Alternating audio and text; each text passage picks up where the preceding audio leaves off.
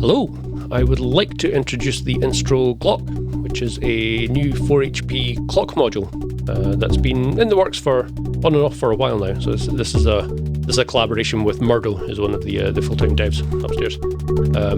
Yeah, it's really exciting to get this out into the world, because it's something we've been tapping away at kind of in the background. It's an ongoing collaboration and exploration into different ways of playing with clock dividers and clock multipliers. So yeah, the module itself, 7 outputs, clock, tap tempo input, tap tempo button. It's a combination of clock multiplication, clock division, and probability engines that allow for a lot of dynamic modification of kind of randomization to patterns, as well as a probabilistic masking engine that allows more ostinatos and repeating patterns to evolve. Yeah, it's quite a top level module compared to some other deeper modules like Looper or Tie even. Yeah, it's very immediate, very quick to patch with and pull out a lot of very useful clocks, triggers, gates. Yeah, so the bulk of this video, I'm going to I strip back a little bit, and it's a bit more minimal in terms of the patching. I show more of the nuts and bolts and the utility of the feature set of the glōc, and then I'll end with building up this exact patch, which is a bit more intense. I'm using all the outputs, and it's self-patching, self-modulating, and kind of timing effects throws and tuned percussion. So yeah, it's a very fun module to patch with. So hope you enjoy. Thanks. Okay, let's dig into the glōc. Got a couple in this system. I'm going to be patching with this one here next to the scope, but it very quickly gets buried with patch cables.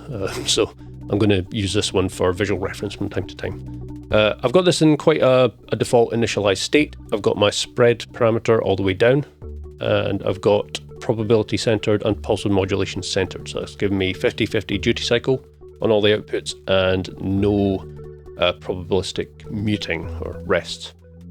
So the way I'm going to patch this up, I'm going to use an external clock for most of this. So I'm going to use a toner here. I'm actually going to subdivide that down using channel of the tine as a flip-flop frequency divider. So let's see that on the scope. Let's get the time base a bit better. That's good. I'm going to branch that out. I'm going to send this to two destinations. I'll send it to the trigger input of a 1047. I'm going to use that just to ping it as a resonant filter and get some sort of like metronome or some tonal element that we can hear.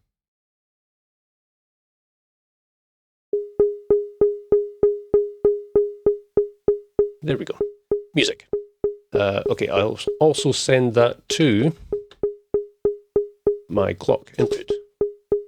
So this has got a very similar approach to external clocking as the Tie does. So the Tie's clock input, it was the first implementation of a dynamic tap tempo algorithm that I've been experimenting with for quite a number of years now. So let's patch this in here. So on the yellow channel in the scope, we can see that's matching our BPM, but it's also phase aligning and matching the phase of this, because matching BPMs is fairly straightforward, but a lot of the times you could end up with it in time but out of phase. So the Tie and now the glōc, they have this adaptive feature where it will align the downbeats after it's latched onto the BPM. So let's make this more audible. I'm going to branch out my glōc's clock and send that to, I'll trigger this knock, and let's just make a basic enveloped white noise hi-hat sound. Let's go here, so let's send CV to the top, use white noise, and then patch this to my output. Let's go to channel 3.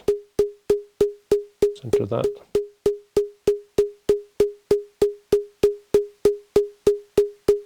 Cool. everything's in time.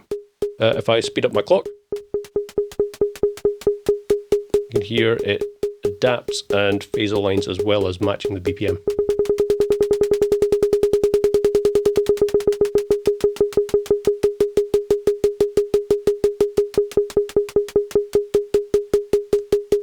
So for anyone that is familiar with the tie, I'll quickly jump over and show that in action for its clock following. Same deal. Triggers are a little bit lower amplitude on the tie, but same premise. Speed up, slow down. What the tie does with its clock output is there's a probability engine which is heavily curated based on how I like to work with burst generation and different rhythmic variations. So put it into probability mode, bring my tempo down a bit. Fader all the way down, that's giving me a coin toss chance of it missing a beat.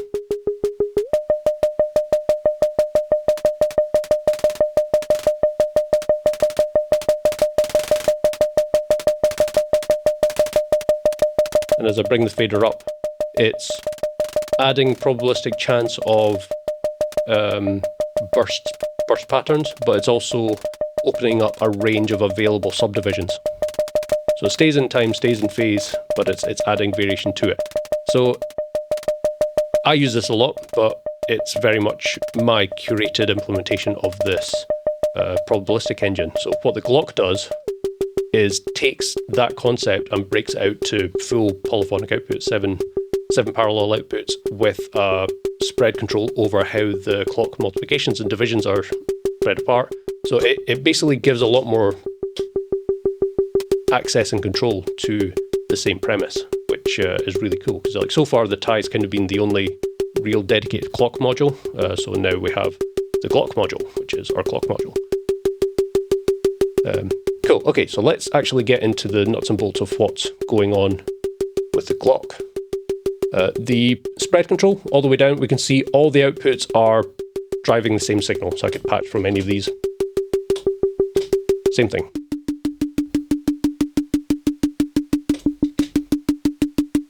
The spread control has got 9 different positions on it, and that goes through a curated range of distribution of clock multiplications and divisions. So center jack, that's always going to match our crotchet quarter note pulse. So even if I go up to full spread, it's staying the same. So it's kind of higher and lower from that. So not dissimilar from the oct. So if you want a faster clock, just patch to the higher output. Want slower clock, go lower.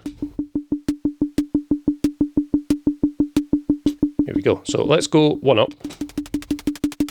Actually, I'll go to my top because that's going to give me the broadest range. So we're at our quarter note division as I bring this up.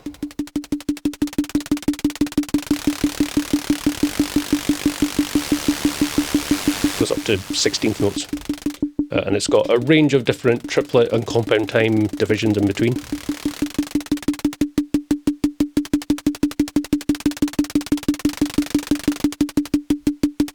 Cool.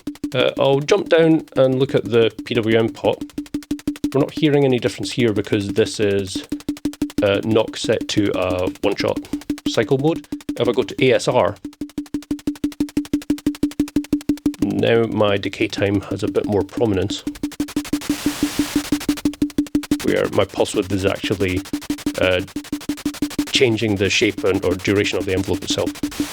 So the pulse width modulation all the way down, it's going to go to sub-millisecond trigger duration, so it gets really, really quick. And we'll go up to the equivalent but shorter negative trigger. So pulse width modulation is set and forget, but it's essentially there to allow trigger duration definition so that you can ensure that whatever you're sending the clocks to is going to respond to them, because sometimes really short analog triggers kind of get missed on certain digital modules. So. Okay, let's explore further. Change this back to one shot. And I'm going to unpatch that. Let's go with...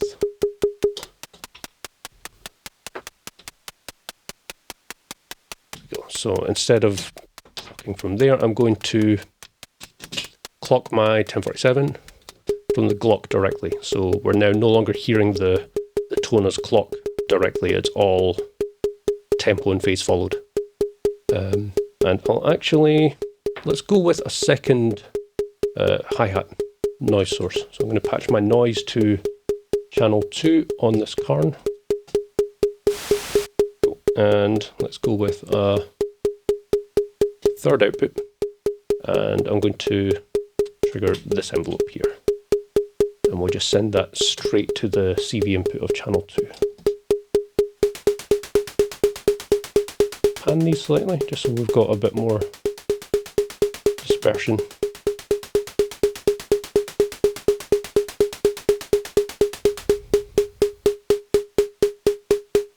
More music.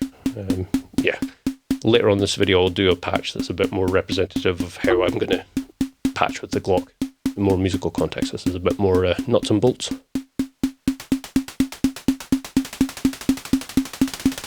But here we can tell the difference in multiplication spread patterns with the 1047 being the fundamental BPM. Let's go to divisions. So these are going to be slower tempo divisions.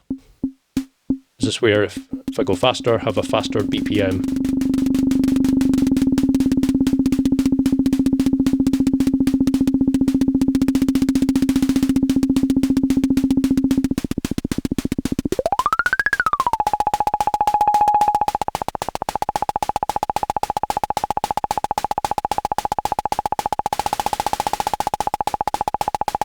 Yeah, you get the idea. It goes slower. Cool. Let's go to a more musical tempo. Let's go back to our multiplications, just so we've got faster hi-hats than we do pinged filter.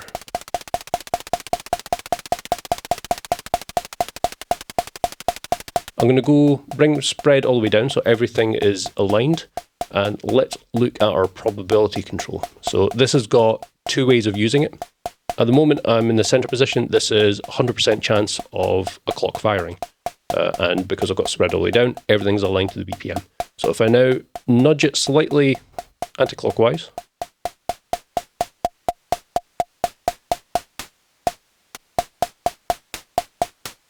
we're skipping beats. So this is kind of a sort of coin toss type thing, or a probabilistically definable coin toss logic. So we can think of center, 12 o'clock position, and full anti-clockwise. That is our range from 100% to 0%. So if I bring it all the way down to 0, killed the clock. There's no output. So if I bring up slightly, we're going to get occasional hits because it's a very low chance that the clock's going to fire. Somewhere in the middle, that will give us random actual 50-50 chance coin toss. Yeah, so it's quite nice as a... I like to just nudge it off slightly, and it just gives the chance of missing a beat, which adds a bit more room to rhythmic patterns a lot of the time. Yep, CV control over this, so it's bipolar in some of the pop positions, so you could send it negative CV to pull it down and get control over full muting if you go that range, or just nudging it down a bit to give it a higher chance of missing a note. If I turn it to the right, this is repeated random, essentially. So this is a really clever algorithm. So the glōc is the brainchild of Murdo, who you might be familiar with his work. He was part of the duo that built the VCB modules. Yeah, so he's been full-time dev team for a good number of years now. If what he's actually said, if anyone has any comments or complaints, to send any hate mail directly to his landlord. That would be great. But yeah, this is a clever bit of coding that he's implemented. So 12 o'clock position, this is 100% chance of firing. If I nudge it round a bit, I'm increasing the probability that it's going to miss a beat, but it's doing this through a mask that's applied to the outputs. So every time I turn the pot, I'm breaking a hysteresis filter that's basically pot smoothing. So every time that's broken, it's reseeding a mask per output channel, and that mask is derived based on the position of the pot. So it's kind of parameter mapped. It's doing a couple of things at once. So it means that I can nudge it, it's going to reseed and give me a new randomized mask pattern based on the probability position of the pot, which means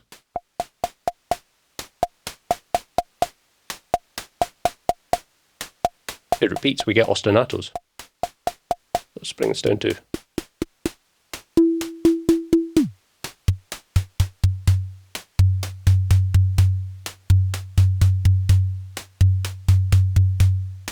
yeah, it's cool. It's actually repeated well, it's no longer random, it's repeated patterns. But then as soon as I nudge the pot slightly, I'm reseeding and I'm going to get a new variation.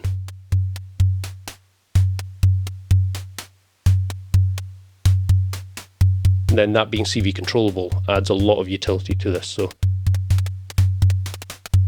let's bring up my spread a bit.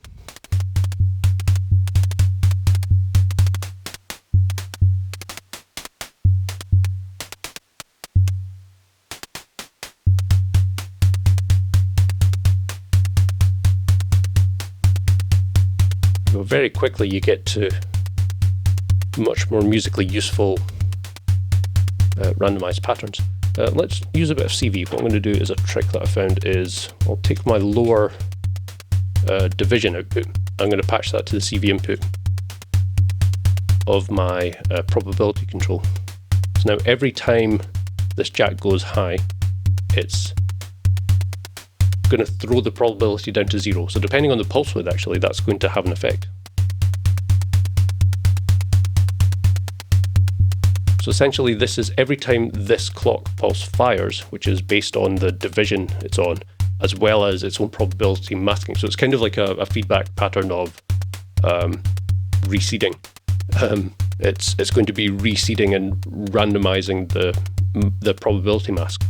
If I increase my pulse width, there's going to be a higher duration of a muted state because it's these are 5-volt gate or trigger outputs, so that's going to be enough to turn the probability all the way clockwise, or an equivalent to that.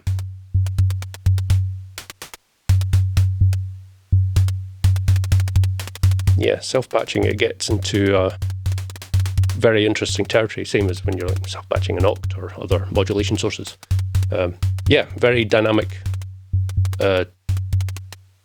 clock engine. Last few details, we have a reset input jack, so that will just reset the pattern. So it means that if you're doing something and you need it to update or you're immediately changing tempos, you can send it that and it's going to lock things in more steadily. I think it also resets all the probability masks to 0 because you could have different divisions that are compound time or triplet. So it means that this pattern is a fixed length and it's going to repeat and phase with the other patterns depending on the subdivision based on spread. So it's a way of tightening that up and resetting everything to align.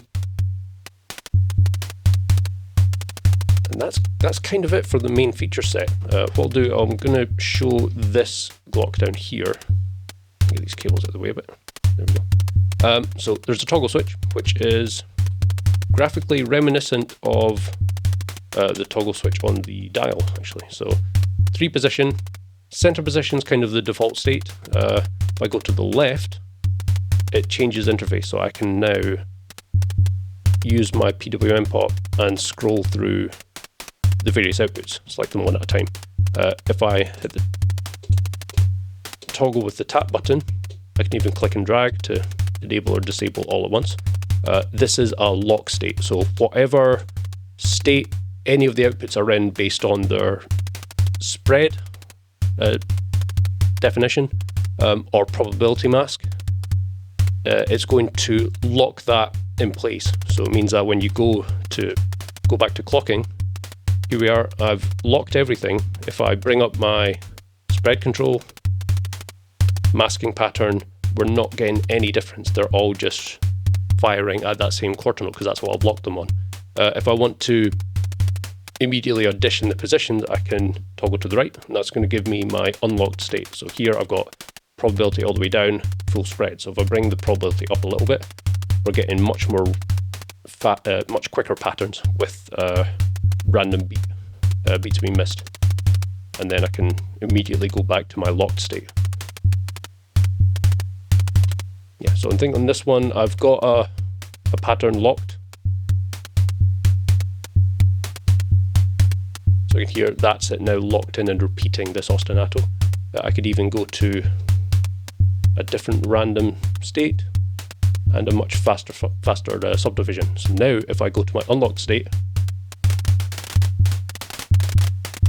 I'm very quickly just changing the parameters, but I can then like flip back and it's going to return to that save state.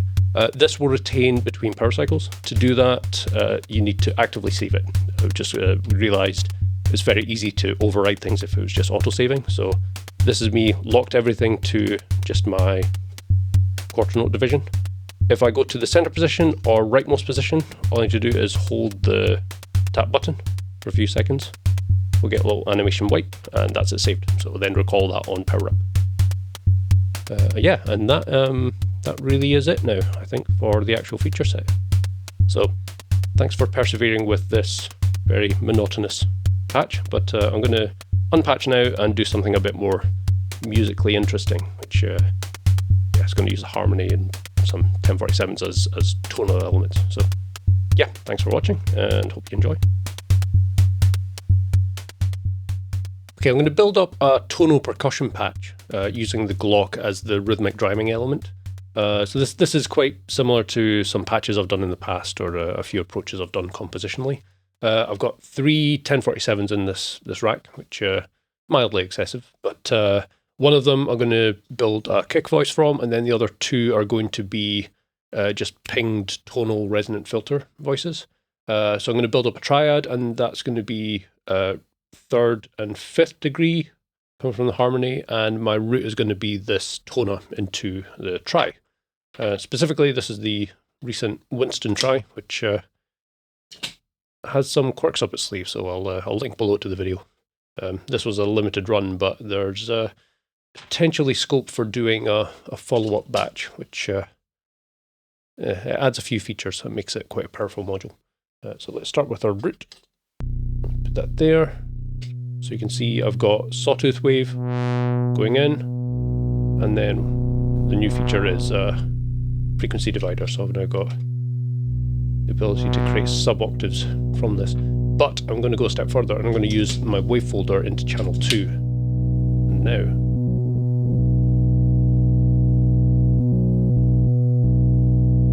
I can add in some sort of harmonic distortion as I wavefold. Yeah, so this will serve as my sort of fundamental bass voice. I'm actually going to add a little bit of vibrato while I'm at it, just to keep things from being too static. Okay, so that's our first voice, and I'm going to patch up a pair of 1047s acting as resonant tones. So let's go with this guy. I'm going to go into channel 4 of this Karn because it's set as a crossfader, so I can mix 2 signals to 1 channel. Let's force them to self-oscillate. They're still tuned to a unison. Bring this up.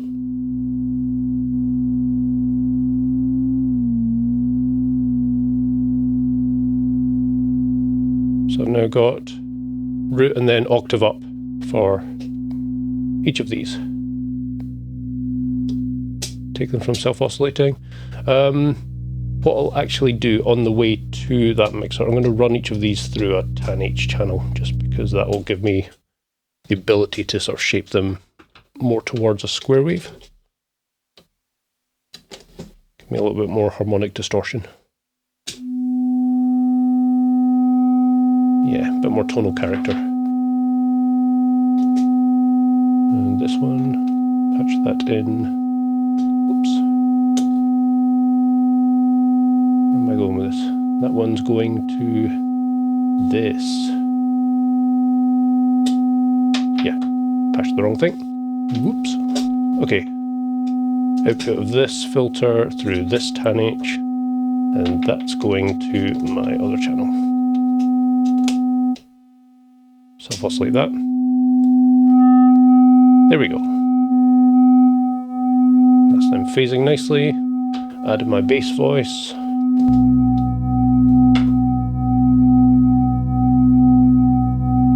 Cool. Okay, let's make these tonal. So, let's go root to here.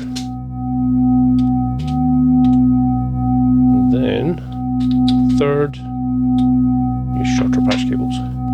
Third to this one.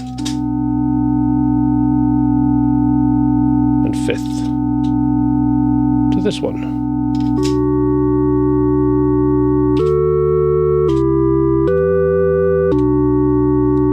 Two sine wave oscillators and temporal bass voice. So now let's take these from self-oscillating, pull them down, and just mute the bass slightly. This is where we get rhythmic. So I'm going to patch from, let's go from my center quarter note division. Let's ping my third with that. Let's just go one up. Patch to this one here. So that's going to the strike input of each of these.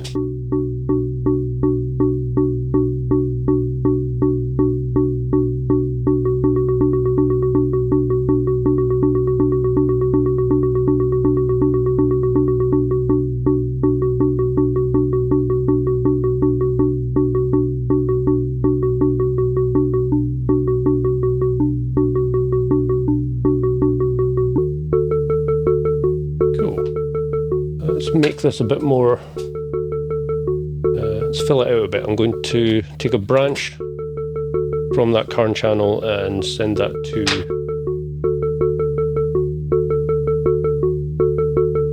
the aux send of this looper, and then I can bring this in.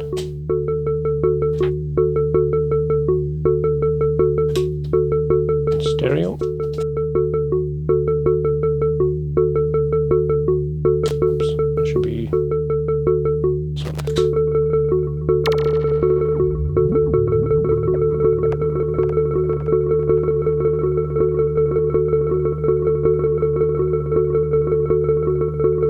That a little bit.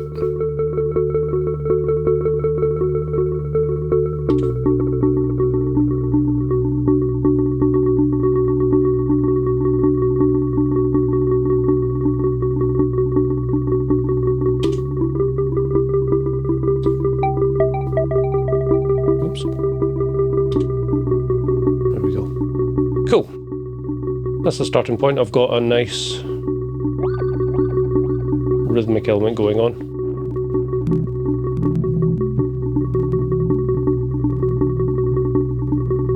What I can even do is pull from a slower clock division and use this to clock a sample and hold, which is going to randomize my speed.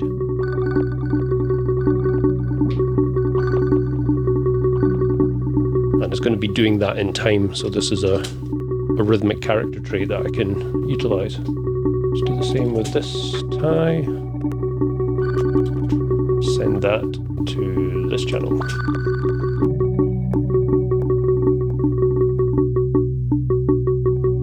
So far I've got this glōc set to spread a little bit above 12 o'clock, and I've got the probability masking implemented.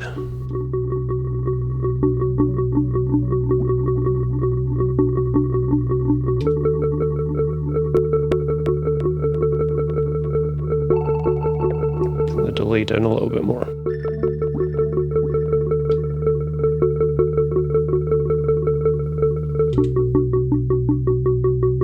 What I'm going to do, I'm going to branch from this clock source, and I'm going to use this as my kick voice. So every time it kicks, it's also going to randomize speed on one side of the looper.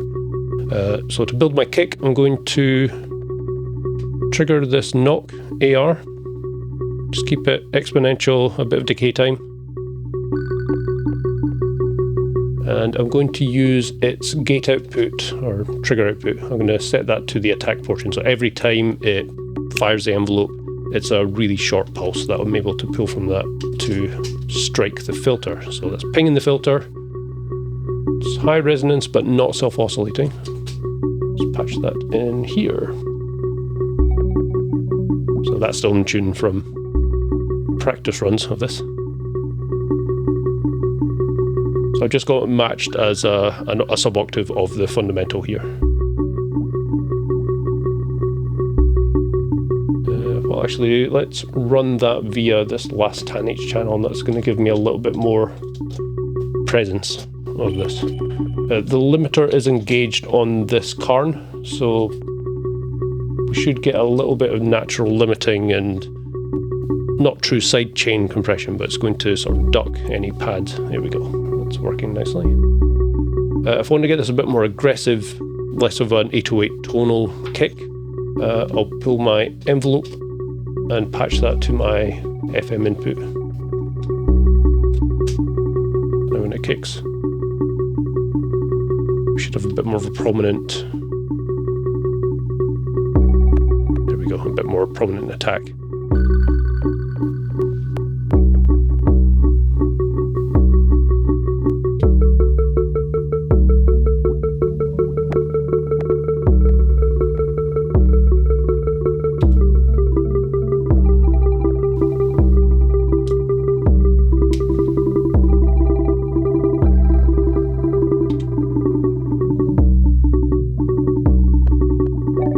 Because this is running in the probability masking mode, let's try it randomized. Let's just go to probability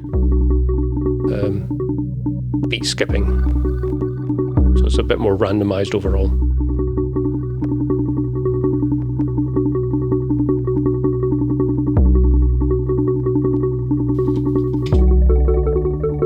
So one trick, because my kick is tonal, I can actually branch from my root volt per octave. Send it to that volt per octave. Now my kick's pitch is going to follow my bass, because it's still got quite an 808 type character of being tonal. Okay, here's another trick I'm going to apply. Let me mute my effects and just keep it to our pinged filters. Instead of going into the strike input, I'm going to patch into the input, which can have the same effect as pinging it. There we go. So I've just brought it down to trigger durations, and that's going into the audio input, which is enough to excite and ping and resonate the filter. What I can do now is if I set my pulse width to 50/50 duty cycle, it's now pinging on the falling edge of each square wave pulse.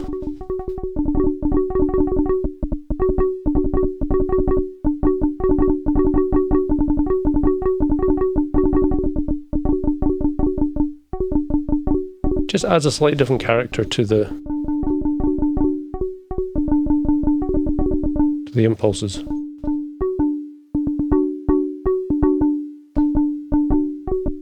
It's almost flamming.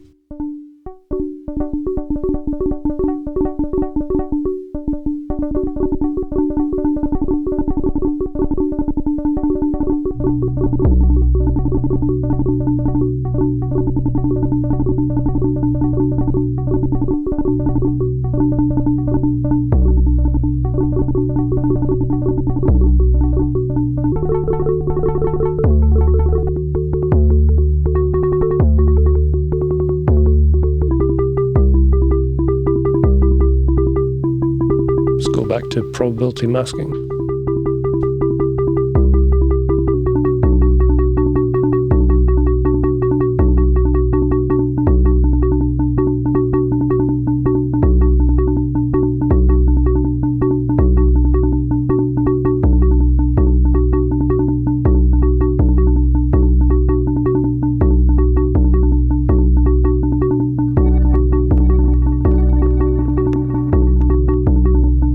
Okay, I moved these up up a jack each. So I've now got my lowest rate clock division. I'm going to patch that to the CV input of my probability and use that trick where it's going to be reseeding the probability mask anytime it clocks.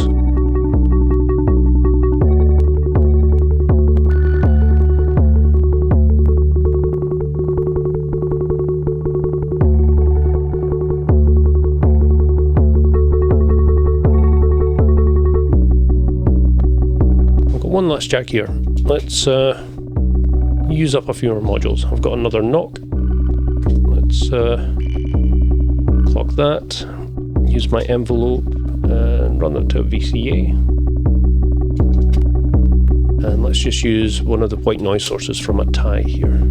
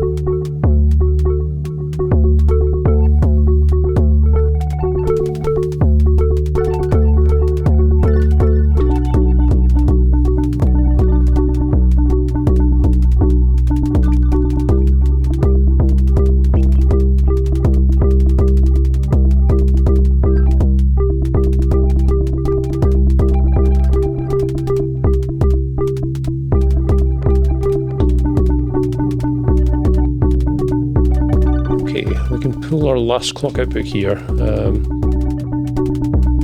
Currently got this tie clocking the analog sample and hold, but I've actually got the main clock input free. So I'm now clocking from my probability masked central BPM.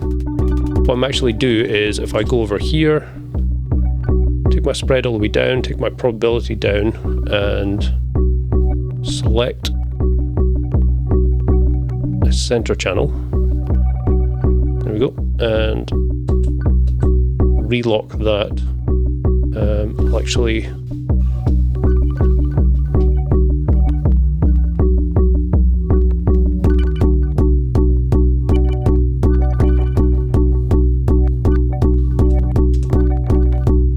we go. It's been locked to my central output. So now this tie is clocked from everything. If I bring up my probability and spread again,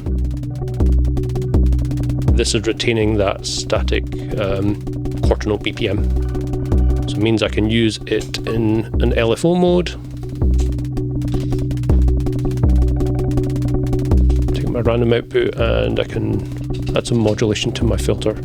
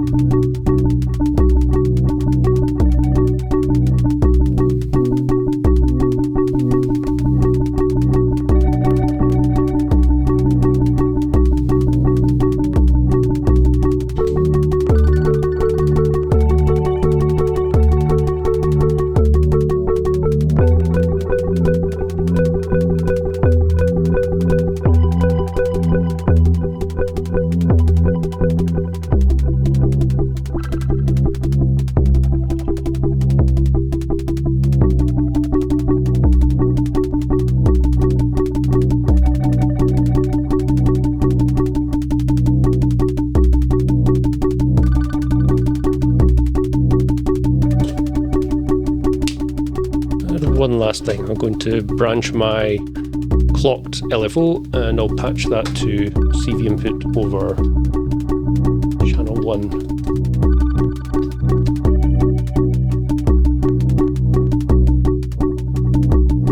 So that's now just going to be moving the hi-hat pattern, panning left and right.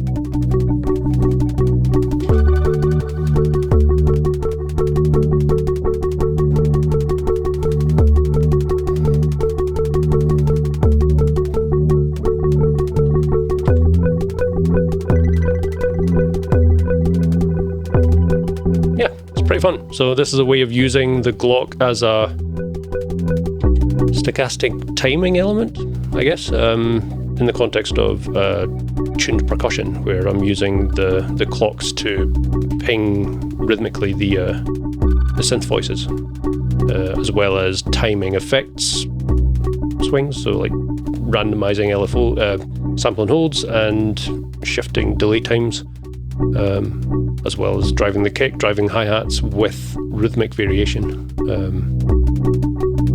Yeah, a really fun module to work with. And of course this is using it tap tempo following its own clock. If I were using this in conjunction with a bigger patch, bigger system, or another source that gives me a steady clock, I could clock that in and it's going to extrapolate and align all this timing to an external source.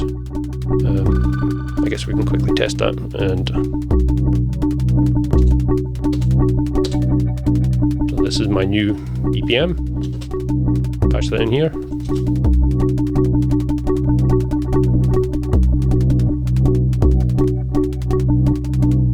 Just slightly shifted down, matched that tempo, and these are now clocking perfectly in sync. Yeah, that's the glōc. Hope you enjoy. Thanks for watching.